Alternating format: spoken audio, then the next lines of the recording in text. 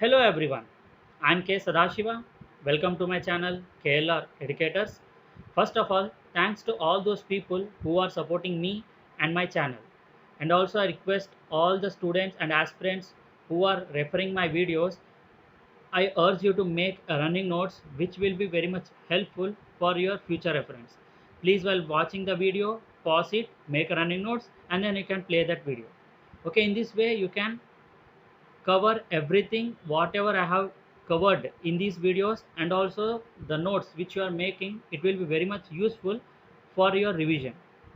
And also guys, please follow all the protocols that are recommended by the government and follow the guidelines that are recommended by the government.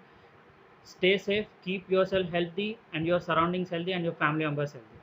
So in our previous video, we were discussing about the development of land revenue policies. In that we have discussed about the different land revenue policies, and also we have discussed about the Izaradari system. So today we are going to discuss the different land revenue policies that were introduced by the British. So let's start with our today's lecture.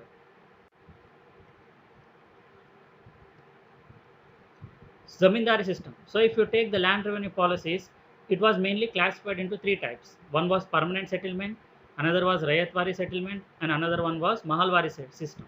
So if you take the permanent settlement, it was also known as Zamindari system. So what was this Zamindari system?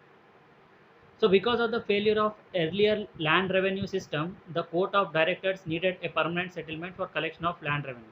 See, this was not the first system. They have introduced many systems earlier also, but they went into vain. Okay, they didn't work it out. That's why court of directors, they recommended some different land revenue systems, and they needed permanent settlement for collection of the land revenue.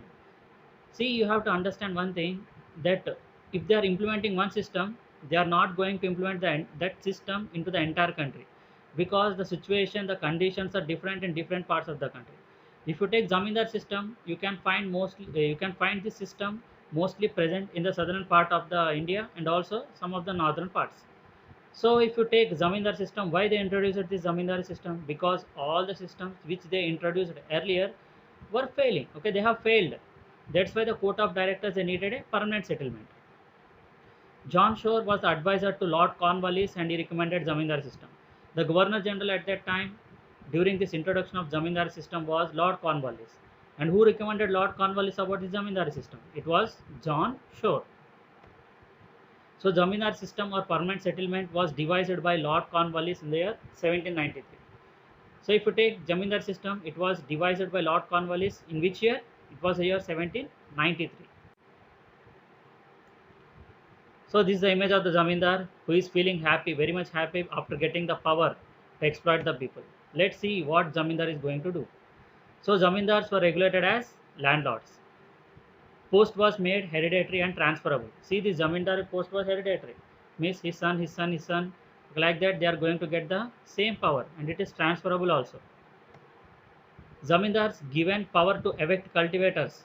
Now they have the legal power given by the British government to collect the tax. That's why that person is very much happy in the image.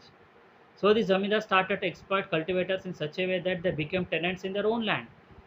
So after, just imagine when you get such an extreme power in your hands, will you think that Zamindar will really collect the eligible tax? Okay, the recommended tax? Never. He is going to exploit the cultivators. How? See, Britishers are asking to collect 100 rupees of tax. They are going to collect 200. Some people, they used to collect 300 rupees, and remaining, see, whatever the money that is recommended by British government, they used to pay them, and remaining money, it was kept with zamindars only. So in this way the zamindars were exploiting all the cultivators. They were permitted to collect up to 100 rupees only, but the zamindars were collecting more than that. Okay, whatever they are collecting, okay, more they are keeping it with them, and remaining they are giving to the Britishers. So in this way zamindars became rich because of the exploitation that they have done on these cultivators. Because of this extreme exploitation, you can expect the cultivators, or who were owners once upon a time on a land, became tenants in their own land because they didn't have enough money to pay back. Roughly 19% of total area under the British rule, that is Bengal, Bihar, Banaras,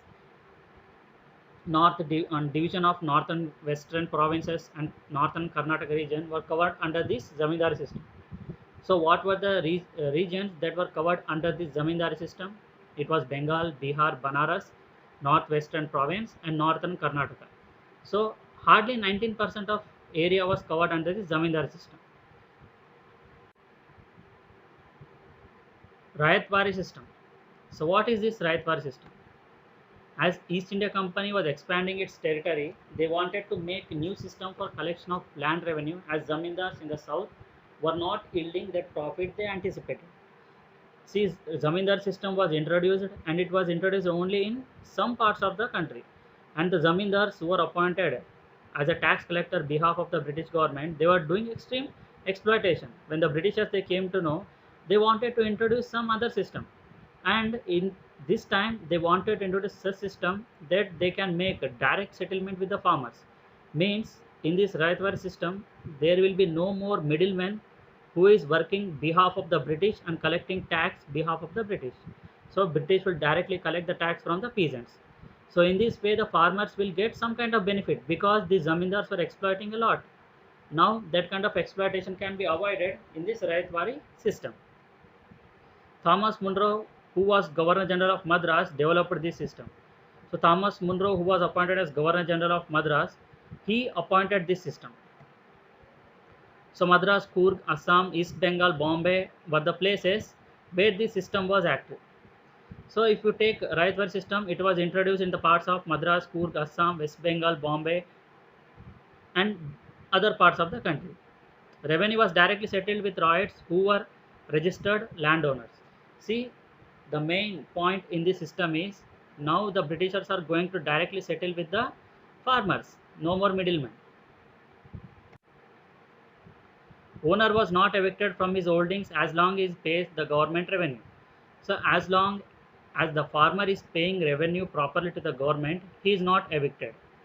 If he stops paying or if he delays the payment, then the Britishers are going to evict that farmer from his own land.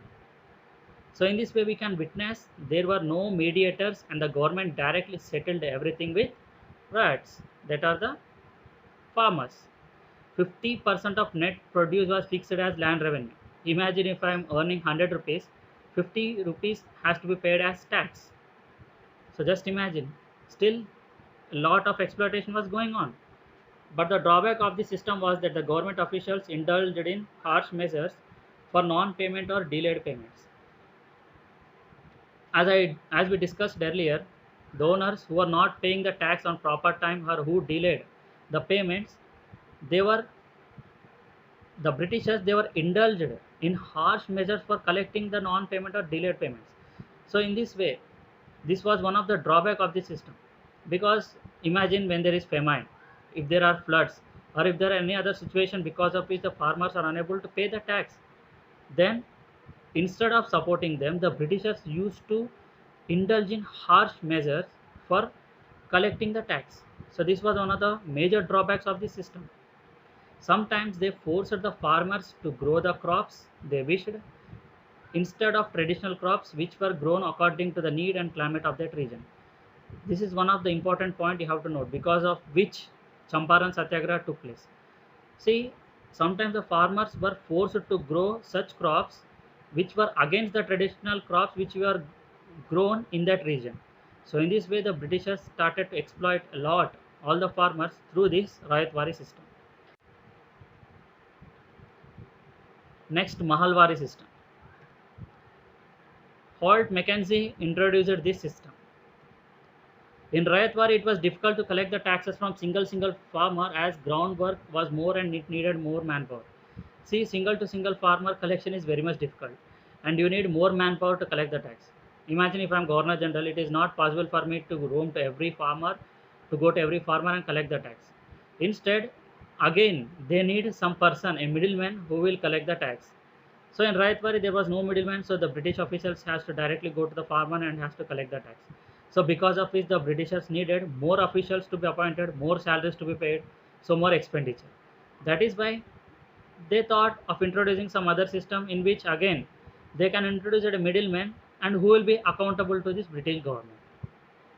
So this Mahalwari system was introduced as modified version of Jamindari system.